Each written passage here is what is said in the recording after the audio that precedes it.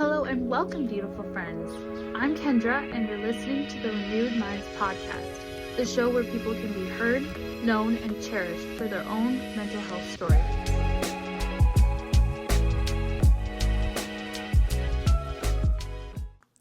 Welcome back to the Renewed Minds podcast. Today I have with us Jayla Friesen, and I'm so excited to hear about her story and how she has walked through her own mental health struggles and how Jesus set her free from some of that stuff. So thank you for coming, Jayla, on the podcast. Thanks for having me. I'm excited. Yeah. So right out of the gate, a couple questions. What's your favorite food? Oh my gosh, that's too big of a question. Favorite food? Potatoes. I feel that on so many levels. Me too.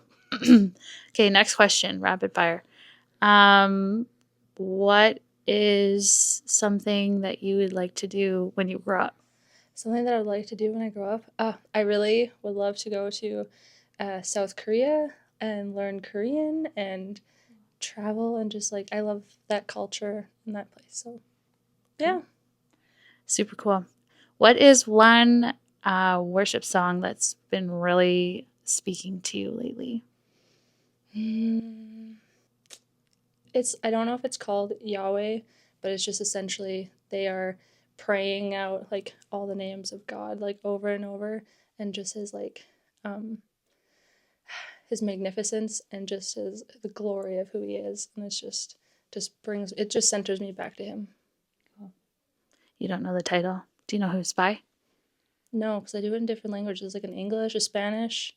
There's a couple different versions and I always forget, but I'm pretty sure it's Yahweh something. I should really look that up. You have to give me the deets. Will do. Sounds good.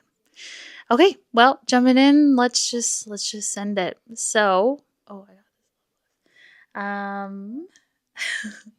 tell us a little bit about little Jayla.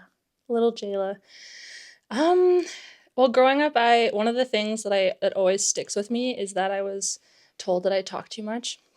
And so that's something that really sunk in my identity. I couldn't say too much. I didn't want to burden anyone with my thoughts or my words. And so I struggled with communication because I didn't want to overburden somebody.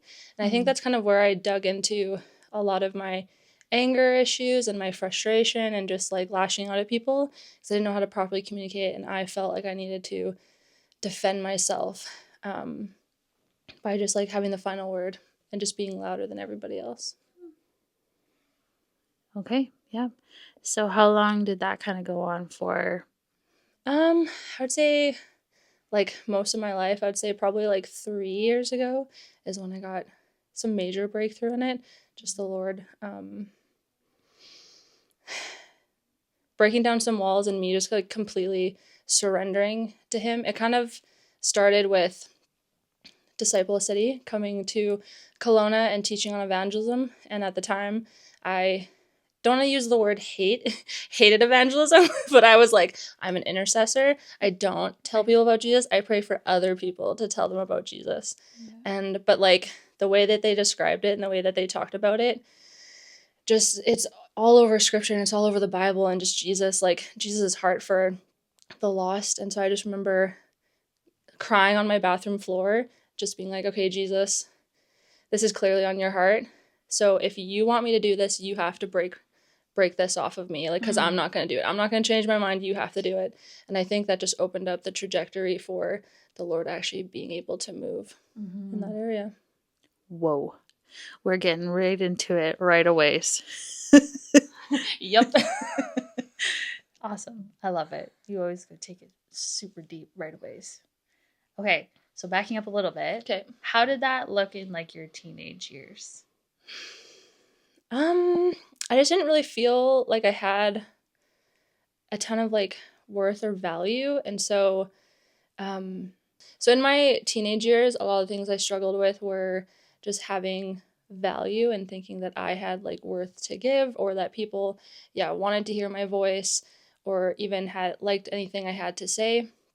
And so I think part of the reason why I really dove into intercession and stuff is just because it was very me and Jesus. I didn't necessarily need to incorporate other people. And the thought of doing evangelism or sharing my faith was way too vulnerable. It was putting myself in a position where I kind of like had to be exposed, and people actually knew what I believed and knew what I thought, and I just really didn't want to like open myself up to scrutiny or again like talking too loud. And I was also like bullied in like middle school and high school for being the goody two shoes Christian kid, and so I just really didn't want to like add more fuel to the fire for people to like make fun of me. Mm-hmm. So do you think fear of man came into play? Probably a lot, yeah. Yeah. Okay, so then EDS and everything that kind of started there. Mm-hmm. Do you want to just explain or do a little plug for Disciple a City? Yeah, so their ministry, it comes out of Peterborough, Ontario, and their whole mission and focus is to equip people to how to disciple people, but as well as like evangelism and just outreach in general, and how it is you can make it like an everyday lifestyle. It's not just for the evangelist; it's for the everyday lifestyle, just regardless of if you're in the workplace or if you're like a stay-at-home mom, whatever that like looks like, you can share the gospel in all facets of your life. Mm-hmm. Yeah. And they came Yeah, they came 3 years ago for the first time. Our house church network that we were a part of was really trying to focus more on missions and outreach and how we could do that well. So they came to do like a it's like an every disciple sent, yeah, schooling kind of conference thing to do a bunch of like teaching and give us basic tools. And I remember the whole time just being so angry because I felt like even though this wasn't exactly how they were portraying it, I felt like they were saying things like, you're not a good enough Christian if you're not sharing the gospel. You're not doing what Jesus told you. Basically, you just need to be better. And if you're not like stopping every single person on the street, then you're not doing it right. And I was like, well, how am I supposed to get groceries if there are lots of people in the store and I cannot stop every single one of them? So that's just not going to happen. Yeah. And so, yeah, the whole weekend just was me just being so angry and me trying to find ways to like justify that what I was doing was okay, and that like Jesus called me to do this, so I don't have to do this aspect. But essentially, two of my good friends started doing outreach once a week, and their whole lives got turned around. And even after that, we started our leadership team for our house church network, started doing this discipleship book on outreach and missions and kind of like what that looks like and how to disciple. And I remember for like the 8 months that we were doing this, every single meeting, I was like, this is ridiculous. Why are we continuing to like dig into this? This is like a one of the fivefold ministry like giftings. Like, let's focus on something else for a change. And I think it was just like the spirit of conviction and just Jesus constantly working on me. And he's like, if you're willing to like fight with me on this, we're going to keep fighting until we see breakthrough. Mm-hmm. And so for 8 months, wrestled with the Lord in it.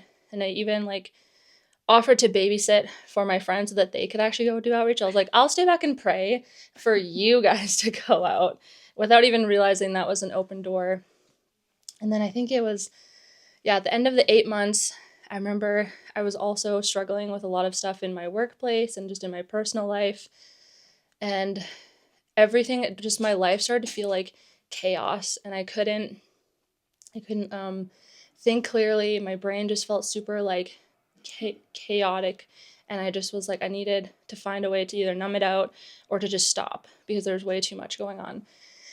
So I started smoking weed and just realized I was like, oh man, I actually feel like really calm and peaceful, and all of my issues are just like melting away. This is great. And the problem is like the high only lasts so long, and the more that the high would end, the more that I wanted to keep going. And so it just turned into like this cycle, and then it just opened up doors for like other issues in my life, for other temptations, other struggles. And so it just like, instead of me finding like release and freedom, I realized I was actually adding on to more of the stress and more of the things that I was struggling with. Yeah. And so it kind of got to the point where I'm like sitting on my paddleboard in the middle of the lake, and I'm listening to a sermon on the Father Heart of God, and I'm just like weeping because I'm like, Jesus, like, I don't know what else to do. Like, I kind of have to turn to you because I'm realizing that there's nothing that this world can offer that's going to give me even a remote amount of peace. But I also had this like shame kind of hovering over me, being like, okay, well, I've really messed up and I'm probably going to like have to do a lot of work to make it up to God and to get back to the place that I was. And I guess the first step is to tell somebody, because I need someone to like help me out. So I actually reached out to my friend who was doing outreach at the time to be like, well, she's probably going to tell me that I also messed up and that I'm going to have to like really earn my place back. Even though growing up in the church, I knew that wasn't the case, but you get yourself deep enough that you start to believe all those lies and that you're the only one. Yeah. And she had like messaged me back and essentially said the exact same thing that like they always tell you, but you just don't believe it. She was just like, you're not the only one. Multiple people struggle with this. And Jesus is like right there as your cheerleader, like waiting for you to come back. And I just like completely broke down. And then immediately after this like worship song by John Thurlow, it's called This Is My Shepherd. And there's like this one part where he's singing as if it's like Jesus singing over you.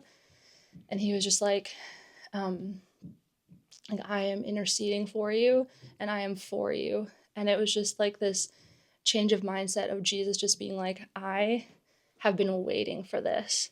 I didn't like leave you. I wasn't like turning around being like, well, you're hopeless wreck, so I'm gonna try to like find someone else that's gonna like be in my kingdom with me. But he was just like, no, like I've been interceding and I've been praying for you and I've been pursuing you until like you see that I'm there. And I just like broke down and felt this like level of forgiveness that I'd never felt before. One of our like leaders always says like we freely receive or we freely give. And so I just like felt like I was actually able to receive this like level of forgiveness that I'd never experienced. And then the first thing I thought was, oh my gosh, other people who don't know Jesus need to feel this. And I was like, it all makes sense now. Yeah. And I was like, I need to start telling people about Jesus. Yeah. And so I think it was like a week or two after that, showed up for outreach, and like my friend was like, oh, so Jayla, you're going to stay back and pray, right? And I was like, no, I'm going out. And I think she almost like was like not offended, but just like, oh, great. Like, yeah, you can come on outreach for sure. Like totally shocked. And I think that was the night where outreach still isn't easy. I had this like revelation. I was like, I'm going to tell everyone about Jesus. Everyone's going to like meet him and it's going to be great. But it was still really, really scary. But just like this, I didn't have this like fear or hate towards it. It was just like, okay, Jesus, like, let's do this together. And that was actually the night that we didn't like really like meet or talk to a lot of people. But there was this one girl sitting on the bench, and me and my friend had both kind of seen her, but we like didn't really say anything. And so her husband's like, is anyone gonna go talk to her? And we were both like, yeah, okay, yeah, you're right, we're gonna go talk to her. And then we saw she was walking away and I was like, no. So I like hopped over this bench and just like ran after her. And without even thinking, I was like, excuse me, do you know Jesus? And she was like, yeah. And I was like, I don't actually know what to do if someone does know Jesus. Anyways, but long story short, she was a Christian, and but I was like struggling with like divorce and stuff, and it was just like we just got to like lavish and like love on her, and that was just the beginning of like I've been doing outreach ever since. And ever since then, like I haven't had the same, I'm like slower to anger, and slower to anger, like quicker to forgive and to have grace, and just like I see people through the eyes of Jesus. It's no longer this like, it's like not about me, it's about Jesus. So yeah, I just feel like I have this not like laid back like mentality, but just like everything kind of like washes off. It doesn't like stick to me. It's kind of like, it's like children's story about the like dolls with the dots versus like the stars. Have you ever? Yes. Okay, great. Yeah. I was like, I don't know what it's called. Pocanello. Yeah, it was like Maxicato. Oh, okay, yeah, that's probably it. Yeah. Where it's there's like the dots. Punchinello. That's the one. It's a great book. I don't reference it enough, but just like those like black dots that like people want to like put on you, that judgments or like criticism or whatever, lies from the enemy, it's like they just like don't stick anymore. It just like all falls off. And if anything is like trying to stick, I like almost go like immediately to Jesus. And it's this mentality of like, it's this mentality of like going to God being like, not out of like shame or he's gonna get mad at me or reprimand me. It's just like, Jesus or like, Dad, I need help. Please come help me. And it's just that mentality. Whew, so good. I got chills. A couple questions. Mm-hmm. So would you say that you got set free from like lies about your identity? Oh, 100%. Yeah. Do you think that's like the big overarching theme of this story? Yeah, I would say so. Because like that's, yeah, it's the main thing that kind of like latches on to like whether it's like shame or anger, all these things. Just like knowing who I am kind of like almost like diminishes or cuts the tie for anything to have a hold on me. Yeah. Okay, cool. And so yeah, like that fear of man, it's completely gone. And you have like ability to just go after the one. Yeah, 100%. I think there's still moments where either whether it's a situation or a person or it's just like it's like it wants to like the heaviness of like that fear wants to like creep back in, and every time it's just going back to Jesus and just being okay, well, what do you say over me? What does your word say? And just realizing that that is more important than any opinion that any man could have or anything that they could say ultimately. 100%, because he's the word. The word is the truth. So good, Jayla. I love it. Can you tell us a really impactful testimony from outreach? One that sticks out in your mind. I would say probably the one from, it was recent, like maybe like a month ago. We had like, I always like going to this one coffee shop just because I like talking to the baristas there and I've like built a relationship, but we couldn't go in there because the person I was doing outreach with had a Starbucks. Can't like go into a different coffee shop with another coffee shop's coffee. That's awkward. Anyways, so we walked all the way to this like Starbucks that was like the farthest away, and part of me was kind of like, this like we're wasting time like walking 20 minutes just to go to the Starbucks and we only go out for like an hour. And we get in, there's like one barista. And I was like, okay, Lord, well, like if there's anything that you have for this like one person that we walked all the way here, like let it please be impactful. Like it's gotta be worth it. It's always worth it. And we got to talk to her, and I just like had this sense of that she's like full of joy and that she's like a light in darkness. And she later like told us that she was like a Christian and that she was like struggling with this like heart condition stuff. So we got to like pray for her and encourage her, but she just like felt so loved that these like two people would come all the way to Starbucks just to like have one word for her, which seems to be the theme with like a lot of people that we talk to on outreach, which is the concept of like going after the one because they're worth it. So good. I love that testimony. Thanks for sharing. Okay, maybe a few more questions. What would you say to somebody who is struggling with lies? With lies, like for sure meditation on the word, but also something that I've like really started utilizing on a regular basis. It's a 10-20-30. I don't know if it's been mentioned on a different podcast, but essentially it's for 10 minutes a day, you just like meditate on 20 truths for 30 days, and it's the whole renewing of your mind thing. And I've kind of like done different like themes. Like I did one last month on just like basic truths from scripture, and then this month I've really been focusing on specific things that I've been struggling with and just like every day going over it. And then it's not even just like that I do it just that once a day, but even throughout the day if something like hits me, I'm like, nope, I'm a child of God. He loves me. I am a confident woman in the Lord. And then it's just like, and then I can just like move on because I'm like meditating on it so much. By the end of the month, you're like, no, because like I said this morning, absolutely not. So powerful, hey? Yeah, I've been really enjoying doing those throughout the months too. What would you say to someone who is struggling with mental health? Mental health, find community, because the enemy would like to isolate everyone and say you're the only one, that you need to deal with it on your own. But vulnerability and community is key, because just having somebody there that one will like hear what you have to say, but also that will support you and pray for you, that you can always go to. It just one, build your faith, and it just keeps you from like turning back into those lies. It's so easy when you're by yourself, when you have the accountability of a group or a few people. Totally. Well, thanks for bringing your fire testimony. Anytime. Yeah, I think that wraps us up for today. Thank you for tuning in to the Renewed Minds podcast. If you are struggling with mental health, please reach out. I would love to work with you and get you set free from mental health struggles. And if you know that you have a mental health story that needs to be shared with the world, please reach out and I would love to get you interviewed on the podcast. Remember, you are not alone and you are loved.